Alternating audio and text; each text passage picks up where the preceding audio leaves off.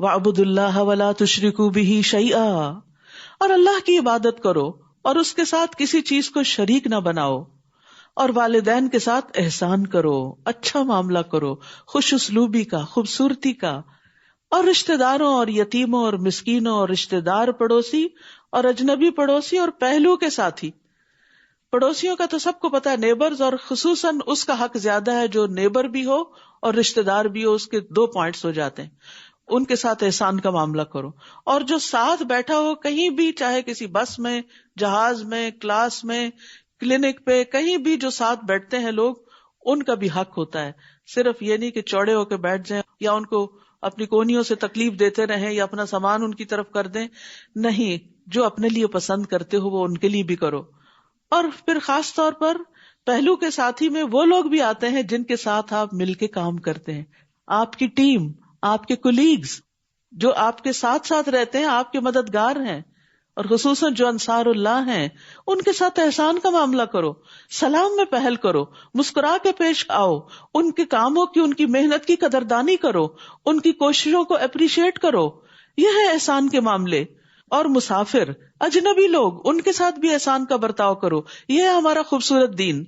اور تمہارے دائیں ہاتھ جن کے مالک ہوئے، یعنی لونڈی غلام، لیکن آج کے دور میں لونڈی غلام نہیں ہے، تو جو امپلائیز وغیرہ ہوتے ہیں کسی بھی جگہ پر، یعنی اگر کوئی شخص کسی کمپنی کو اون کرتا، مالک ہے اس کا، تو جو لوگ اس کے لیے کام کرتے ہیں وہ سب بھی اس میں شامل ہوتے ہیں۔ ان کی کوششوں کو بھی اپریشیٹ کرو، اور ان کو صرف یہ نہیں کہ سیلری یا ویجز جو طے کی ہیں وہی دو۔ احسان کیا ہوتا ہے کہ ان کو اس سے بڑھ کر بھی دو، ان کی خوشی، عید وغیرہ کے موقع پر، یا ان کی کسی شادی یا غمی یا دکھ تکلیف، اس میں بھی شریک ہو۔ یعنی صرف یہ نہیں کہ جی میں باس ہوں اور تم میرے سب آرڈینیٹ ہو تو بس ہمارے درمیان ایک ڈسٹینس ہوگا۔ مومن مومن کا بھائی ہے، اور ایک مسلمان جہاں بھی ہو، چاہے مسلم نان مسلم کوئی بھی اس کے ساتھ کام کر رہے ہیں، وہ ان کے ساتھ احسان کا معاملہ کرتا ہے، اور اسی اخلاق اور اسی محبت سے ان کے دل جیت لیتا ہے۔ تو یہ اللہ سبحانہ وتعالیٰ کا حکم ہے۔ اللہ نے اپنا حق صرف ایک بتایا کہ اللہ کی عبادت کرو، اس کے بعد سارے بندوں کے حقوق بتائے کہ کس کس کے ساتھ تم خوبصورت رویہ اختیار کرو۔ بے شک اللہ کسی خود پسند، بہت فخر کرنے والے کو پسند نہیں کرتا، یعنی اللہ سبحانہ وتعالیٰ ایسے لوگوں کو پسند نہیں کرتا جو سب کچھ اپنے آپ کو ہی سمجھے، یعنی صرف ان کو اپنے ہی حق کا پتا ہو، اور اگر ان کو کچھ خوبیاں دوسروں کے مقابلے میں یا مال و دولت زیادہ ملا ہے تو وہ اکڑنا شروع کر دیں اور دوسروں کو انسان ہی نہ سمجھے۔ نہیں، دوسروں کے ساتھ احسان کا معاملہ کریں، چاہے گھر کے اندر ہو چاہے گھر کے باہر ہو۔ کون ہے یہ فخر کرنے والے؟ وہ جو بخل کرتے ہیں، یعنی سلام نہ کرنا یہ بھی بخل ہے، اسمائل نہ کرنا یہ بھی بخل ہے، یہ بھی دل کی تنگی ہے، اور لوگوں کو بخل کرنے کا حکم دیتے ہیں، یعنی اوروں کو بھی برے اخلاق سکھاتے ہیں۔ یا پھر مال کا بخل جو سب سے پہلے آتا ہے کہ خود خرچ نہیں کرتے، اور اگر کوئی اور کر رہا ہو تو اس کو بھی روکتے ہیں، اور اللہ نے جو کچھ اپنے فضل سے عطا کیا ہے اسے چھپاتے ہیں، اور ہم نے کافروں کے لیے رسوا کن عذاب تیار کر رکھا ہے۔ کس لیے چھپاتے ہیں؟ کہ کوئی مانگ نہ بیٹھے، کوئی نظر نہ رکھے کہ ہمیں بھی کچھ نعمتوں میں سے حصہ دو، خاص طور پر رشتہ دار۔ تو بخل کا تعلق مالی اور قولی دونوں حقوق کے ساتھ ہے۔ تو تھوڑ دل انسان کی قرآن مجید میں مذمت کی گئی ہے، یعنی جو دل کا چھوٹا ہو، جس کا دل گھٹا ہوا ہو، اور جو چھوٹی سی تکلیف پہ گھبرا اٹھے، اور جب مال ملے تو بخیل بن جائے۔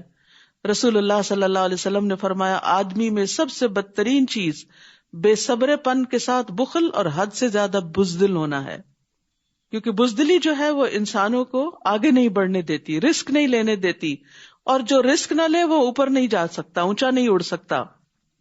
اور بخل کرنے والوں کی مثال کیا ہے؟ اس شخص کی طرح ہے جو ایسا لباس پہنتا ہے کہ جو اسے جکڑ لیتا ہے۔ والذین ينفقون اموالهم رئاء الناس، اور وہ لوگ جو اپنے مال لوگوں کو دکھانے کے لیے خرچ کرتے ہیں، اور نہ وہ اللہ پہ ایمان رکھتے ہیں نہ ہی آخرت کے دن پر، یعنی ویسے چیریٹی کے بڑے بڑے کام کرتے ہیں لیکن صرف شہرت کے لیے، لوگوں کی نظر میں سخی کہلانے کے لیے، واہ واہ کے لیے۔ تو ایسے لوگوں کو آخرت کا یقین نہیں، اگر ہوتا تو پھر وہاں بدلہ لینے کے لیے خرچ کرتے۔ اور جس کا ساتھی شیطان ہو جائے تو وہ کتنا برا ساتھی ہے، یعنی شیطان انسان کے ساتھ لگا ہوا ہے اور وہ اس کو برے کام کرنے کا حکم دیتا ہے۔ اور ان کا کیا نقصان ہوتا اگر وہ اللہ اور آخرت کے دن پر ایمان لے آتے، اور جو رزق اللہ نے انہیں دیا ہے اس میں سے وہ خرچ کرتے، اور اللہ انہیں خوب جاننے والا ہے۔ بے شک اللہ کسی پر ذرے کے برابر بھی ظلم نہیں کرتا، اور اگر کوئی نیکی ہو تو وہ اسے دگنا کر دے گا اور اپنے پاس سے اجر عظیم عطا کرے گا۔ یہ ہے اللہ کا فضل، یہ اللہ کی رحمت کہ گناہ کرتا ہے اگر کوئی انسان تو بس ایک گناہ کے بدلے ایک گناہ ہی لکھا جاتا ہے، لیکن اگر کوئی ایک نیکی کرتا ہے تو اس کے بدلے 10 نیکیاں لکھی جاتی ہیں، اور 10 نہیں ان کو بھی مزید بڑھایا جاتا ہے۔ کچھ نیکیوں کا اجر 700 گنا، جیسے فی سبیل اللہ مال خرچ کرنے کا اجر، اسی طرح کچھ نیکیوں کا اجر 7,000 اور لاکھ گنا بھی ہے۔ اور پھر یہ کہ روزہ، اللہ سبحانہ تعالیٰ نے کیا فرمایا کہ روزہ میرے لیے ہے، تم نہیں اس کا اجر لکھو، وہ میرے لیے، میں خود اس کی جزا دوں گا۔ اور پھر اللہ سبحانہ تعالیٰ کا فضل یہ ہے کہ بندے کی کوشش کافی نہیں، بلکہ فضل ہوگا، رحمت ہوگی تو جنت ملے گی۔ تو یہ بھی اللہ تعالیٰ کا انعام ہے، کیونکہ ہمارے پاس اتنا سرمایہ نہیں ہے عمل کا کہ ہم اس سے جنت خرید سکیں۔ کیونکہ اگر ہم ساری زندگی کی بھی نیکیاں کٹھی کر لیں اور اللہ تعالیٰ ہم سے صرف ایک نعمت کا حساب لے لے، مثلا آنکھوں کی نعمت کا ہی، تو ساری زندگی کی نیکیاں صرف ساری زندگی نگاہ سے دیکھنے کا بل پے نہیں کر سکتی۔ جیسے آپ بجلی کا بل پے کرتے ہیں روشنی کا، تو نگاہ کی روشنی کا اگر بل لکھا جائے تو ہر لمحے جتنی آپ کی انرجی اس پہ لگ رہی ہے اور جتنا سسٹم پیچھے کام کر رہا ہے، اس کے اگر آپ کو معاوضہ دینا پڑے تو پوری زندگی کی نیکیاں کافی نہیں۔ تو ساری نیکیاں تو ایک نعمت کے عوض ہی چلی گئی۔ اب آپ ہاتھ پہ ہاتھ رکھے کھڑے ہیں، جنت میں کیسے جائیں گے؟ وہ صرف اللہ کا فضل لے کے جائے گا۔ تو اس لیے کوئی بھی نیکی کر کے انسان کو تکبر کا شکار نہیں ہونا چاہیے، کیونکہ وہ کافی نہیں ہے، یہ صرف اللہ کا فضل ہے جو انسان کو ڈھانپ لے گا۔ پھر کیا حال ہوگا جب ہم ہر امت میں سے ایک گواہ لائیں گے، اور ہم آپ کو اے محمد صلی اللہ علیہ وسلم ان سب پر گواہ بنا لائیں گے، یعنی آپ کو پچھلی قوموں کے بارے میں، پچھلے پیغمبروں کے بارے میں جو تعلیمات دی گئی اس کی بنا پر آپ ان پیغمبروں کی تصدیق کریں گے۔ اس روز وہ لوگ جنہوں نے کفر کیا اور رسول کی نافرمانی کی، رسول کی نافرمانی، یاد رکھیے یہاں اللہ کی نافرمانی کی بات نہیں ہو رہی، وَعَصَبُ الرَّسُولِ کی بات ہو رہی ہے۔ تو بعض اوقات ہم کہتے ہیں یہ کون سا قرآن میں لکھا ہوا ہے؟ نہیں، رسول اللہ صلی اللہ علیہ وسلم بھی جن باتوں کا حکم دیتے ہیں ان کو بھی سیریسلی لینا چاہیے اور ان کی نافرمانی نہیں کرنی چاہیے۔ وہ کیا چاہیں گے کرنے والے؟ کاش زمین ان پہ برابر کر دی جائے، یعنی وہ اتنے شرمندہ ہوں گے کہ وہ چاہیں گے کہ زمین پھٹے اور اس میں دبا دیے جائیں، اور وہ اللہ سے کوئی بات چھپا نہ سکیں گے۔ حقیقت یہ ہے کہ جو اللہ اور اس کے رسول کی نافرمانی کرتا ہے وہ واضح گمراہی میں مبتلا ہو جاتا ہے۔ وَمَن يَعْصِ اللَّهَ وَرَسُولَهُ فَقَدْ ضَلَّ ضَلَالًا مُبِينًا۔ پھر فرمایا یا ایھا الذین آمنوا لا تقربوا الصلاۃ وانتم سکارى حتى تعلموا ما تقولون۔ اے لوگو جو ایمان لائے ہو، جب تم نشے کی حالت میں ہو تو نماز کے قریب نہ جاؤ یہاں تک کہ تم جان لو جو تم کہتے ہو۔ اسی لیے شدید نیند کی حالت میں بھی نماز نہیں پڑھنی چاہیے، کیونکہ انسان کے منہ سے کچھ نکلنے لگتا ہے۔ اور نہ ہی حالت جنابت میں نماز پڑھو، ناپاکی کی حالت میں، بڑی ناپاکی کی طرف اشارہ ہے، مگر یہ کہ مسجد کے راستے سے گزرنے والے، یعنی مسجد سے گزر سکتے اس حال میں، کیونکہ نبی صلی اللہ علیہ وسلم کے زمانے میں کچھ لوگوں کے گھر اس طرح تھے کہ ان کو مسجد نبی کے اندر سے گزر کے جانا پڑتا تھا، تو ان کو اجازت دی گئی کہ اگر وہ پاک نہیں اور انہیں صرف گزرنے کی ضرورت ہے تو وہ گزر سکتے ہیں، یہاں تک کہ غسل کر لو، یعنی نماز ادا کرنے کے لیے، عبادت کے لیے غسل کرنا ضروری ہے۔ اور اگر تم بیمار ہو یا سفر پر ہو یا تم میں سے کوئی ایک قضائے حاجت سے آئے یا تم نے عورتوں کو چھوا ہو یعنی صحبت کی ہو، پھر تم پانی نہ پاؤ، یعنی غسل جنابت لازم ہے، وضو کی ضرورت ہے، نماز کا وقت آ گیا ہے، پانی کوئی نہیں، اب کیسے نہائیں؟ کیا نماز چھوڑ دیں؟ نہیں، تو پاک مٹی سے تیمم کر لو۔ ان ساری ناپاکیوں کو صرف تیمم سے پاک کیا جا سکتا ہے اور عبادت کی جا سکتی ہے، اور اس میں صرف چہرے اور ہاتھوں کا مسح ہے، یعنی مٹی سارے جسم پر ملنے کی ضرورت نہیں، صرف ہاتھ کو مٹی پہ مار کے، اس میں پھونک مار کے چہرے پہ پھیر لیا جائے اور دونوں ہتھیلیوں پہ پھیر لیا جائے، تیمم ہو جاتا ہے، دیٹس اٹ۔ کیونکہ اصل چیز اللہ کا حکم ہے، مٹی بھی پاک کرنے والی ہے، مٹی کے اندر ایسے بیکٹیریاز ہوتے ہیں کہ جو صاف کرتے ہیں نجاستوں کو، لیکن یہ ہے کہ اصل چیز اللہ کا حکم ہی ہے۔ رسول اللہ صلی اللہ علیہ وسلم نے فرمایا زمین کو چھوا کرو کیونکہ یہ تمہارے ساتھ شفقت کرنے والی ہے. بعض اوقات ہم مٹی پہ پاؤں نہیں رکھنا چاہتے، اور آج آپ دیکھیں ریسرچز یہ بتاتی ہیں کہ بہت سی بیماریوں کا علاج ننگے پاؤں مٹی پہ چلنا ہے. اسی لیے لوگ بیچز پہ جاتے ہیں اور ریت پر چلتے ہیں اور مٹی میں لوٹ پوٹ ہوتے ہیں، کیونکہ بہت سی ایسی چیزیں جسم سے نکل جاتی ہیں جو مٹی ہی نکال سکتی ہے. تو یاد رکھیے تیمم کا حکم مسلمانوں کے لیے اللہ سبحانہ تعالیٰ کی طرف سے ایک آسانی ہے، اور یہ محمد صلی اللہ علیہ وسلم کی امت کی خصوصیت بھی ہے. رسول اللہ صلی اللہ علیہ وسلم نے فرمایا مجھے 5 چیزیں ایسی عطا کی گئی جو مجھ سے پہلے کسی پیغمبر کو نہیں دی گئی، جن میں سے ایک یہ ہے کہ زمین کو میرے لیے سجدہ گاہ اور طہارت کا ذریعہ بنا دیا گیا. یعنی کہیں سے بھی مٹی لے کے آپ تیمم کر سکتے ہیں بشرطے کہ پاک ہو. اور دوسرے یہ کہ کہیں پر بھی نماز ادا کر سکتے ہیں. جہاں نماز کا وقت آئے پانی نہ ملے تیمم کر کے نماز پڑھ لیں. جان کی ہلاکت کا ڈر ہو تو بھی تیمم کر کے نماز پڑھ لیں. یعنی اگر ٹھنڈا پانی ہے اور آپ کو پتا ہے کہ اگر آپ اس سے نہائے تو پھر جان بچانی مشکل ہوگی، یہ شدید بیمار ہو جائیں گے، تو بھی تیمم کر لیں. اور اللہ بہت معاف کرنے والا ہے، بہت بخشنے والا ہے. پھر فرمایا الم تر الی الذین اوتوا نصیبا من الکتاب، کیا آپ نے ان لوگوں کی طرف نہیں دیکھا جو کتاب کا ایک حصہ دیے گئے؟ وہ گمراہی خریدتے ہیں اور چاہتے ہیں کہ تم بھی سیدھے راستے سے بھٹک جاؤ، اور اللہ تمہارے دشمنوں کو خوب جانتا ہے، اور کافی ہے اللہ دوست اور کافی ہے اللہ مددگار. یہاں نبی صلی اللہ علیہ وسلم کو تسلی دی جا رہی ہے کہ آپ دشمنوں کی طرف سے پریشان نہ ہوں، کیونکہ وَكَفَى بِاللَّهِ وَلِيًّا وَكَفَى بِاللَّهِ نَصِيرًا، اللہ آپ کے معاملے کی ذمہ داری لے لے گا اور جس چیز کے ساتھ چاہے گا آپ کو فائدہ دے گا، اور اللہ ان کی چالوں اور ان کے شر سے آپ کو دور کر دے گا. آپ اللہ کی دوستی اور اللہ کی مدد کو اپنے لیے کافی سمجھیں. اور یہ توکل ہر مسلمان کے لیے ضروری ہے.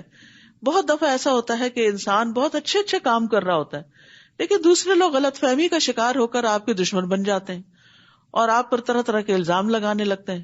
پھر آپ پریشان ہوتے ہیں اور سوچنے لگتے ہیں کہ بہتر ہے میں یہ کام ہی چھوڑ دوں. خاص طور پر اگر دین کا کام ہو، لوگوں کو خیر اور نیکی کی طرف بلانا ہو، تو انسان بد دل ہونے لگتا ہے. تو پیغمبر تو یہ کام نہیں چھوڑ سکتے تھے، ان پر تو فرض تھا. عام انسان تو ہو سکتا ہے کہ ایک نہیں تو دوسرا کام کر لے، نیکی کا ایک موقع نہیں تو دوسرا کوئی اس کو مل جائے، لیکن پیغمبر کے لیے تو ایسی کوئی چوائس نہیں ہے کہ وہ لوگوں تک حق بات نہ پہنچائے یا لوگوں کو اللہ کا پیغام نہ دے. تو جتنی پھر ذمہ داری بڑی ہوتی ہے اتنی سپورٹ بھی زیادہ ہوتی. تو اللہ تعالیٰ تسلی دے رہے ہیں کہ آپ اپنا کام کرتے چلے جائیں اور اپنے دشمنوں کی طرف سے بے فکر ہو جائیں. ان کے مقابلے کے لیے اللہ آپ کو کافی ہے. اور ایک حقیقت ہے کہ خیر اور بھلائی کا کوئی بھی کام کرنے کے لیے صرف کوششیں کافی نہیں ہوتی، اللہ کی مدد ضروری ہوتی. اس لیے جب بھی امر بالمعروف کریں، یعنی کسی کو کوئی اچھی بات بتانے لگے، پہلے اللہ سے دعا کریں دل ہی دل میں کہ اللہ میری بات میں اثر ڈال دے اور اس شخص کو میری بات سے فائدہ پہنچا. اگر کوئی غلط کام کر رہا ہے، چاہے اپنا بچہ ہی کر رہا ہے، تو اس کو بھی روکنے کے لیے پہلے اللہ سے مدد مانگے کہ اللہ تیری مدد چاہیے، تو میری زبان میں ایسی تاثیر پیدا کر کہ میں اس سے بات کروں تو یہ اپنے اس نقصان کو سمجھ جائے جو یہ خود اپنے ہاتھوں کر رہا ہے. تو انشاءاللہ اس طرح اللہ کے بھروسے پر، اللہ سے دعا کر کے، اللہ پہ توکل کر کے انسان خیر اور بھلائی کے کاموں میں آگے بڑھ سکتا ہے. ورنہ شیطان انسان کو ڈراتا ہے اور ذرا سی مخالفت آنے پر انسان بددل ہو کے پیچھے ہٹ جاتا ہے، تو اس کی پرواہ نہیں کرنی چاہیے. پھر فرمایا من الذین ہادوا یحرفون الکلم عن مواضعہ، وہ لوگ جو یہودی بن گئے ان میں سے کچھ لوگ الفاظ کو ان کی جگہوں سے تبدیل کر دیتے ہیں، یعنی اللہ کے اتارے ہوئے کلام میں خود تبدیلیاں کر دیتے ہیں. وہ کہتے ہیں سنا ہم نے اور نافرمانی کی ہم نے، یعنی جب آیات نازل ہوتی تو کہتے سن لیا ہم نے، اور دل میں یا ہلکی آواز سے کہتے ہم نے ماننا کوئی نہیں.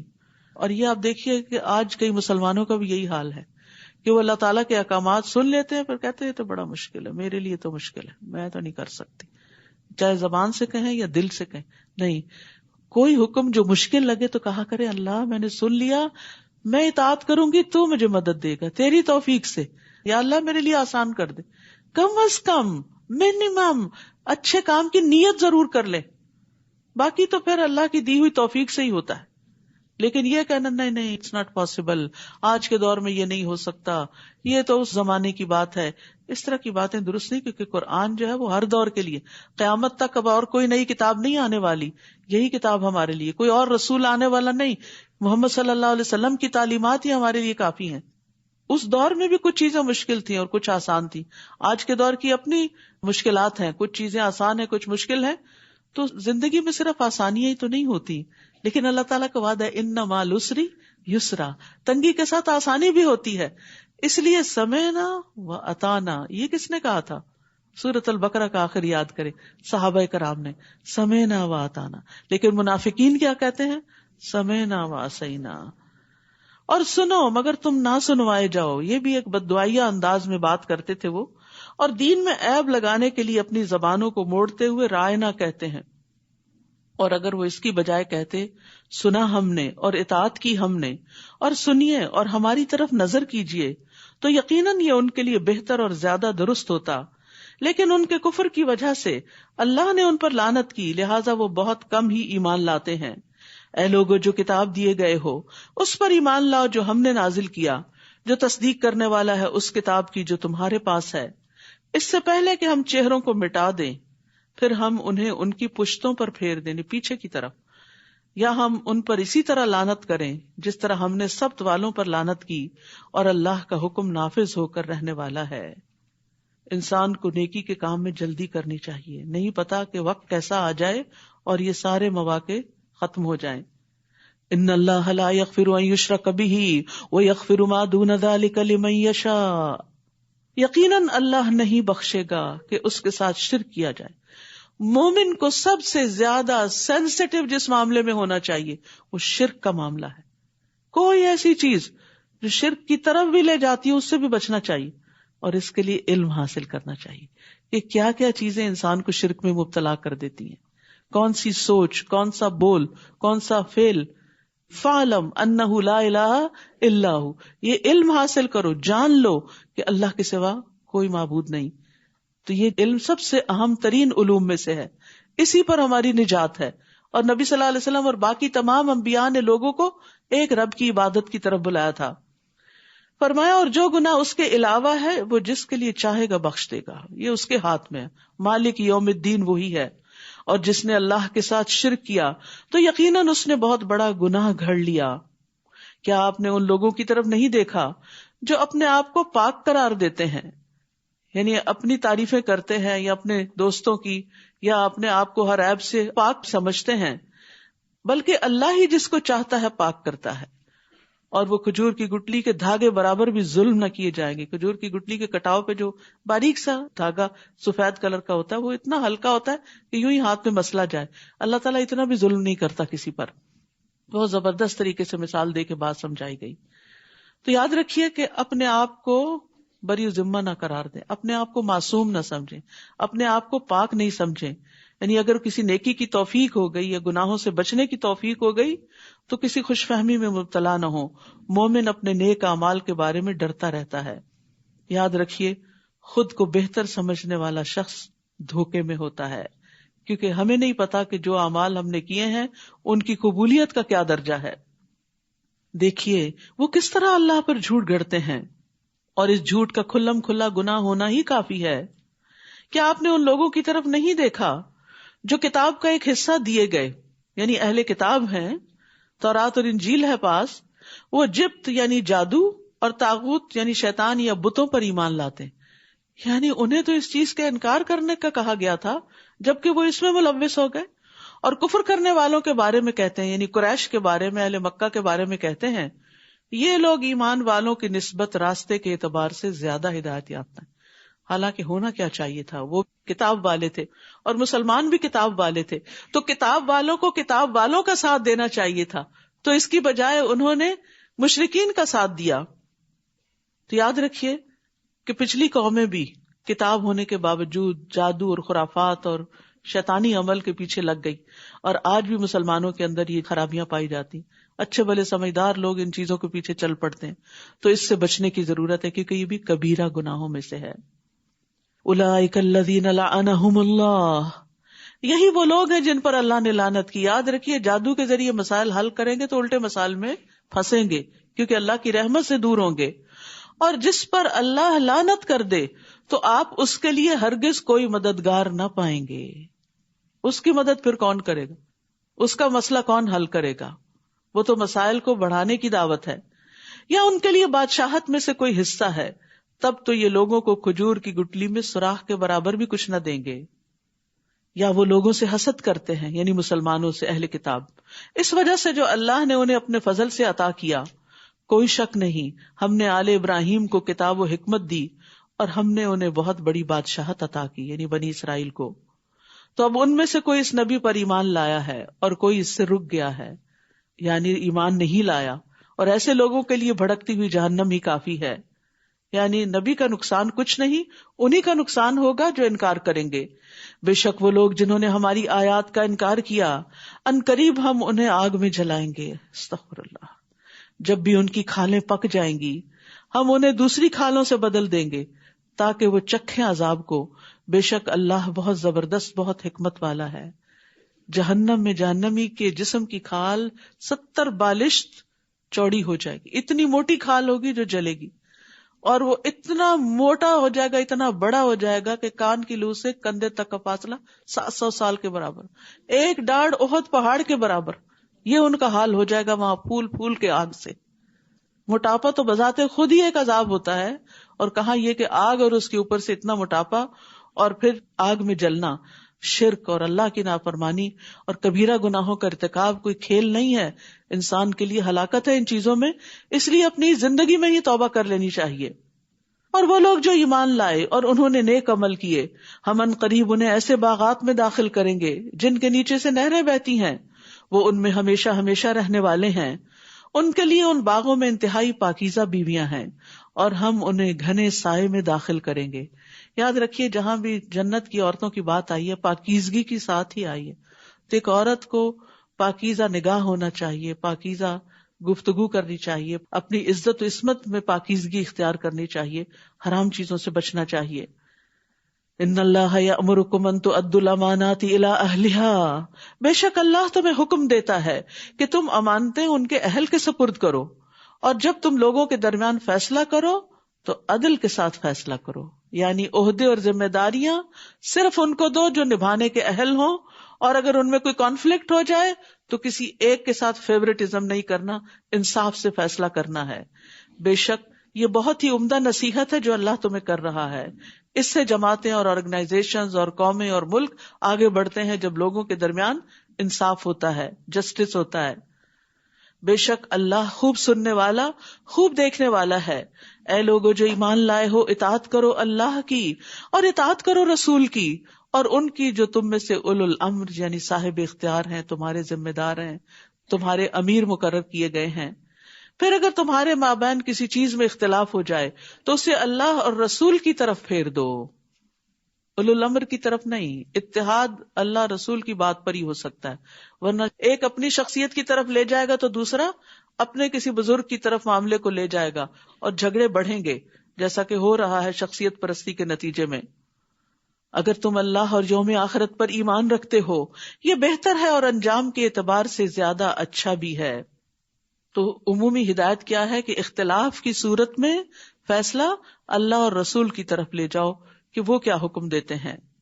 اور یہاں حکمرانوں کی اطاعت کی اہمیت بھی پتہ چلتی ہے، لیکن ان کی اطاعت اللہ کی اطاعت کے مطابق ہی ہوگی، اللہ کی نافرمانی میں نہیں.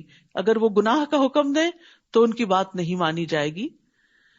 کیا آپ نے دیکھا نہیں ان لوگوں کی طرف جو دعویٰ تو کرتے ہیں کہ وہ اس پر ایمان لائے جو آپ پر اتارا گیا اور جو آپ سے پہلے اتارا گیا، مگر وہ چاہتے یہ ہے کہ وہ طاغوت کی طرف فیصلہ لے جائیں، یعنی اپنے بڑے سرداروں کی طرف، جبکہ بلا شبہ وہ اس کے کفر کا حکم دیے گئے تھے. اور شیطان چاہتا ہے کہ وہ انہیں گمراہ کر دے، دور کا گمراہ کرنا.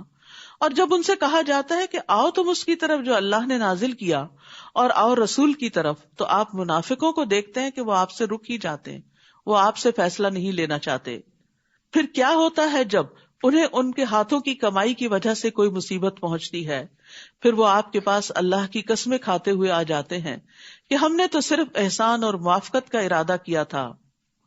تو یاد رکھیے گناہ مصیبتوں کا باعث بنتے ہیں.